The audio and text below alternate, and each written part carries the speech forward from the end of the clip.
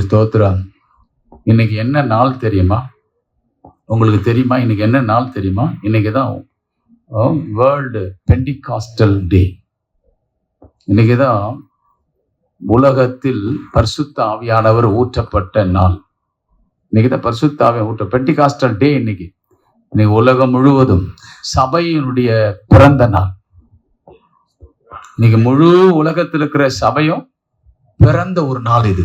கர்த்தருக்கு ஸ்தோத்திரம். எத்தனை பேர் ஆமென் சொல்றீங்க? கவனிங்க, பரிசுத்த ஆவியானவர் அந்த முதல் நாள் மேல் வீட்டு அறையில அவர் ஊற்றப்பட்டார். ஊற்றப்பட்ட போது கவனிங்க, பரிசுத்த ஆவியானவருடைய அபிஷேகத்தினுடைய மேன்மையினுடைய முதல் முக்கியமான சாராம்சம் இதை முதல்ல புரிஞ்சுக்கங்க. ஒருத்தர் அபிஷேகம் பெற்றதற்கான மிக முக்கியமான அடையாளங்கள்ல முதன்மையானது, ஃபர்ஸ்ட் தரமானது இதுதான். அதுக்கப்புறம் தான் மற்றதெல்லாம்.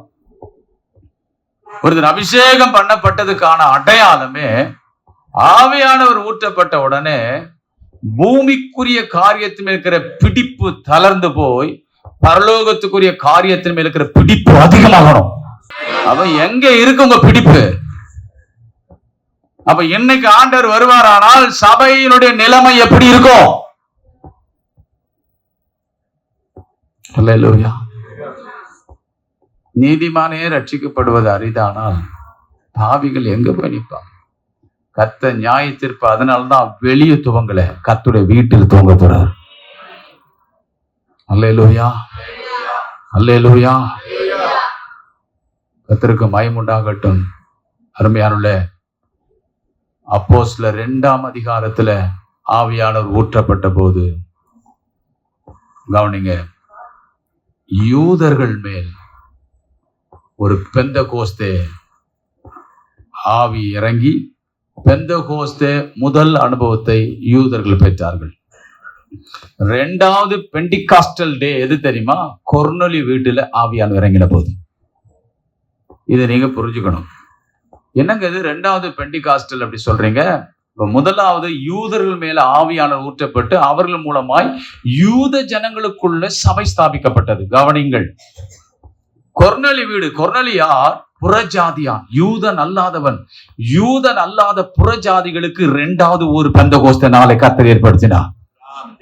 அதனாலதான் அப்போஸ்தலனாகிய பேதுரு சொல்லுவாரு, அந்த ஒரு வசனத்தை நான் உங்களுக்கு காண்பித்துட்டு நான் போகிறேன். அப்போஸ்தலர் நடபடி புஸ்தகம் 11ஆம் அதிகாரம் 16வது வசனத்தை பாருங்கள். அப்போஸ்தலர் 11 வாசிங்க. யோவான் ஜலத்தினாலே ஞானஸ்நானம் கொடுத்தான். நீங்களோ பரிசுத்த ஆவியினாலே ஞானஸ்நானம் பெறுவீர்கள் என்று கர்த்தர் சொன்ன வார்த்தையை அப்பொழுது நினைவு கூர்ந்தேன். அதுக்கு மேல 15 வாசிங்களேன். நான் பேச தொடங்கின போது, பேதுரு கொர்நேலி வீட்டுல பேச தொடங்கின போது பரிசுத்த ஆவியானவர் ஆதியிலே நம்மேல் இறங்கினது போலவே. அந்த வார்த்தையை பாருங்க. இதை யாருக்கு எக்ஸ்பிளனேஷன் பண்றாரு தெரியுமா? அப்போஸ்தலரும் கேக்குறாங்க, ஏப்பா ஏன் நீ புறஜாதிகளுக்கெல்லாம் போய் ஜெபம் பண்ணிட்டு வந்த? அவங்களோட ஏப்பா சாப்பிட்டுட்டு வந்த? நாம யாரு? நாம யூதர்கள், புறஜாதிகளோட நமக்கு சம்பந்தம் கிடையாது அப்படின்னு சொல்லி பேதுருவை எதிர்த்து நிற்கிறாங்க. புறஜாதிகள் மத்தியில ஏன் ஊழியம் செஞ்ச அப்படின்னு பேதுருவை எதிர்த்து நிற்கும் போது அவரு 10ஆம் அதிகாரத்துல கொர்நேலி வீட்டுல நடந்தத முழுமையா விவரிப்பதுதான் 11ஆம் அதிகாரம்.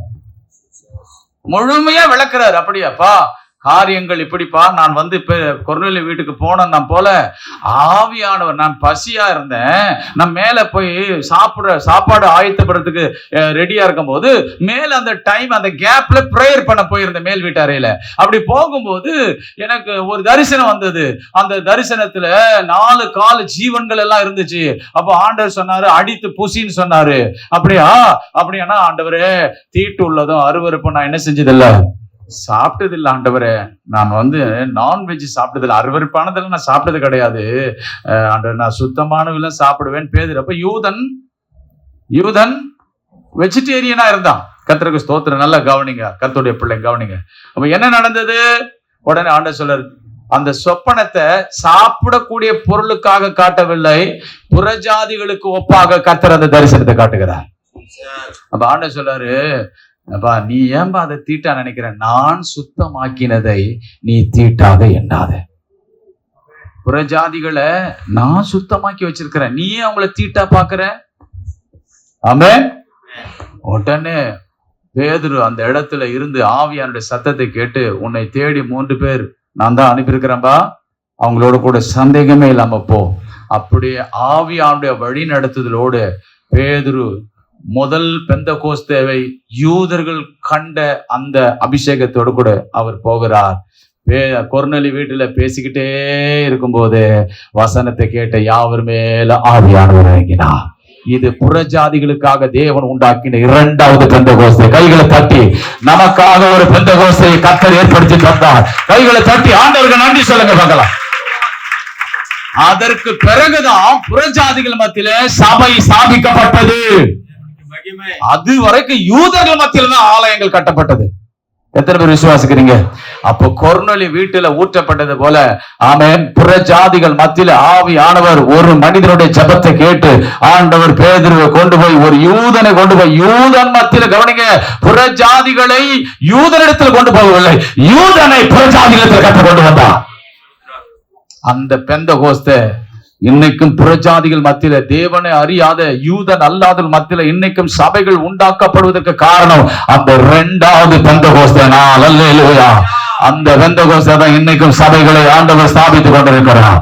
தேவனை அறியாத ஜனங்கள் மத்தியில சபைகளை ஸ்தாபிக்கத்தான் கர்த்தர் இந்த பெந்தகோஸ்தே கர்த்தர் நமக்கு தந்தார். நிறைய பேர் நினைப்பாங்க இந்த அபிஷேகம், இந்த பெண்டிகாஸ்டல் இந்த அபிஷேகம் எதுக்காக கொடுக்கப்படுது? பெண்டிகாஸ்டல் என்பது ஒரு டினாமினேஷன் அல்ல. கவனிக்கணும், பெண்டிகாஸ்டல் என்பது ஒரு எக்ஸ்பீரியன்ஸ், ஒரு அனுபவம். இது சிஎஸ்ஐ காரங்களுக்கும் இருக்குது, இது TLC காருக்கும் உண்டு. இது பெந்தகோஸ்தே காரங்களுக்கு மாத்திரம் கர்த்தர் பட்டம் போட்டு கொடுக்கறதில்ல, இந்த பூமியில் இருக்கிற இயேசுவை ஏற்றுக்கொள்கிற எல்லாருக்கும் இந்த அபிஷேகத்தை கர்த்தர் தருவதற்கு வல்லவராக இருக்கிறார். அல்லேலூயா. அதனால பெண்டிகாஸ்டல் என்பது, பெந்தகோஸ்தே என்பது அது ஒரு ஸ்தாபனம் அல்ல, அது ஒரு சபையினுடைய பெயரும் அல்ல. அது இந்த உலகத்தில் இயேசுவை ஏற்றுக்கொண்ட எல்லாருக்கும் கொடுக்கப்பட்ட விலையேற பெற்ற ஆண்டவர் தந்த மாபெரும் பொக்கிஷம்.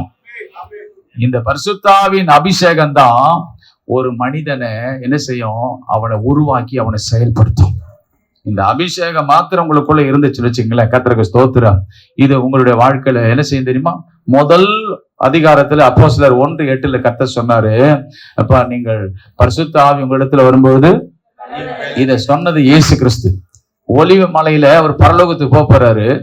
அவங்க 11 சீஷர்கள் நிக்கிறாங்க, அப்போஸ்தலர்கள். அவங்க பார்த்துட்டே இருக்கிறாங்க. அப்படியே தூதர்கள் அவர் மேல கூட்டிட்டு போறாங்க. அப்ப சொல்றாரு, பரிசுத்த ஆவி உங்களிடத்துல வரும்பா, பிதாவின் வாக்குத்தத்தம் நிறைவேற போது, நீங்க எல்லாரும் எருசலேம்ல போய், எருசலேம் விட்டு போயிடாதீங்க, எருசலேம் விட்டு போயிடாதீங்க, இன்னும் சில நாட்களுக்குள்ள நீங்க அபிஷேகத்தை பெற்றுக்கொள்வீங்க. அந்த சில நாட்கள் பயன்படுத்துறாரு பாருங்க, அதை நீங்க கவனிக்கணும். உடனே அவங்க எல்லாரும் மேல் வீட்டு அறைக்கு போனாங்க. எல்லாரும் என்ன பண்ணாங்க? ஆண்டவர் பரலோகத்துக்கு போவதற்கு முன்பாக அந்த வார்த்தையை சொல்றாரு, பரிசுத்த ஆவி உங்களிடத்துல வரும்போது நீங்கள் என்ன ஆவீங்க? சத்தமா சொல்லுங்க. அந்த வார்த்தை பாருங்க, எல்லாம் கவனிங்க. நீங்க பலன் அடைந்து எருசலேம், யூதேயா, சமாரியா. அப்ப முதல்ல அபிஷேகம் ஊற்றப்பட்டது எங்க? எருசலேம். எல்லாரும் கவனிங்க, எங்க? எருசலேம் இருந்து அபிஷேகம் எங்க வரணும்? அந்த எருசலேம் இருக்கிற, எருசலேம் தலைநகரம், அந்த தலைநகரத்தினுடைய தேசம் எது? யூதேயா.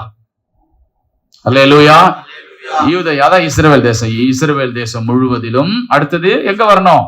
சமாரியா என்றால் யூதர்களுக்கு விளக்கமானவர்கள், தீட்டு என்று புறக்கணிக்கப்பட்டவர்கள் சமாரியர்கள், புறஜாதிகள். அடுத்தது எங்க வரணும்? இது தேவ திட்டம். கவனிங்க, இது வரக்கூடாதுன்னு சொல்லித்தான் அப்போஸ்தலர்கள் தவறான எண்ணத்தோடு கூட இருந்தார்கள். அப்ப அடுத்தது அபிஷேகம் பெந்தகோஸ்தே எங்க வரணும்? யூதர்கள் மூலமா தான் இஸ்ரவேல் தேசம் முழுவதும். அடுத்தது சமாரியாவுக்கு எல்லை கடந்து வரணும். அதுக்கு சில காரியங்களை கர்த்தர் உடைக்கணும். உங்க அபிஷேகம் உங்க எல்லை கடந்து உங்க வீட்டாருக்கு வரணும்னா உங்ககிட்ட ஏதோ சிலது உடையணும். உடைஞ்சாதான் கர்த்தர் அதை ஊற்றுவார். யூதர்களுக்குள்ள தீட்டா நினைச்ச ஒரு சிலரை ஆண்டவர் உடைச்சார். உடைச்சு சமாரியாவுக்கு கொண்டு வந்தார். அடுத்தது பாருங்க, எங்க போனோம்? சமாரியாவில இருந்து. அப்படியானா அபிஷேகம் ஊற்றப்பட்ட, பரிசுத்தாவின் அபிஷேகம் ஊற்றப்பட்ட நோக்கமே இங்க பெற்ற இந்த அபிஷேகம் எது வரைக்கும் உங்களை கொண்டு போகணுமா? சகல ஜாதிகளுக்கும் நன்மை செய்யவும் பிசாசின் பிடியில் அகப்பட்ட யாவரையும் குணமாக்கவும் இந்த அபிஷேகத்தை கர்த்தர் நமக்கு தந்திருக்கிறார். இது ஒரே இடத்துல உட்கார்வதற்காக கொடுக்கப்பட்ட அபிஷேகம் அல்ல. கர்த்தர் ஒரு நாள் கணக்கு கேட்பார். அப்ப என்ன செய்வீங்க?